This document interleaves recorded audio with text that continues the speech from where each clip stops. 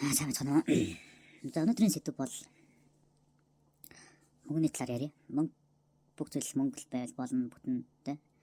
Мөнгө л асуудал гэж боддог. Гэхдээ миний амьдралч гэсэн мөнгө хамгийн чухал болж байгаа. Мэдээж хүн болгоны амьдралд мөнгө чухал байдаг. Гэхдээ бид бас нэг зүйлийг бодож нэрвчлэх хэрэгтэй мэлээ. Юу гэж бодох вэ гэхээр дан ганц мөнгө аваад бүтгүй.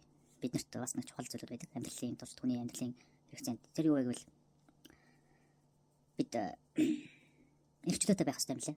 Хэдийн мөнгө байсан ч биднэрт санхүүгийн эрхчлөө байхгүй бол мөнгөний эрхчлөө байхгүй бол юу лээ тийм ээ. Тэгэнгүүтээ эрх мэдэлтэй гэж бид мөнгө төрөх юм байлээ л дээ. Бас мөнгө эрх мэдэл хүч чадал наад үеж амьдралд бас арай өөр өнцгөөс нь харах хэрэгтэй мэлээ. Ичдэг байдаг итгээд хүч чадлыг олж аваад ичдийг бүрдүүлээд эрх мэдэлд хүрвэл мөнгө дагалдаж ирэх юм лээ. Тэгэд хамгийн гол нэрчлөөтэй байж энэ бүгд цогцоороо нийлжээж хүний амьдралын боломжууд бүгд тэгштүрэн бүрдэнэ гэж би ойлгож байгаа. Тэгээд тийм л байна. Тэгээд ямар нэгэн байдлаар бид нэр их мэдлэлийг хүрх тэр замналд очно.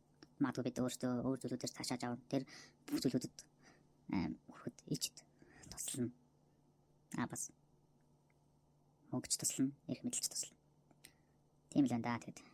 Тэгээд бүгдийг хаалж авахын хамгийн гол зүйл нь юу вэ гэвэл бид яллагч байх хэрэгтэй. Ялалтын сэтгэхүйтэй байх хэрэгтэй. Бүх зүйлийг бид ялан дийлэх тийм сэтгэхүйтэй, ялан дийлэх хүч чадалтай байж гэмээр энэ бүх зүйлд төрхнөө хамгийн гол нь энэ бүх зүйлүүдийг хамгийн гол чөлөөж өгөх буюу эрх чөлөө буюу чөлөөлтийн хүчтэй байх хэрэгтэй. Ямар нэгэн байдлаар бид ялалтын эрх чөлөөг, эрх мэдлийн эрх чөлөөг, мөнгөний хүч чадлыг бас мөнгөний эрх чөлөөг олж авсан цагт л энэ бүх текстур боломжууд бүрдэх юм байна гэж ойлгож байна. За тийм байна.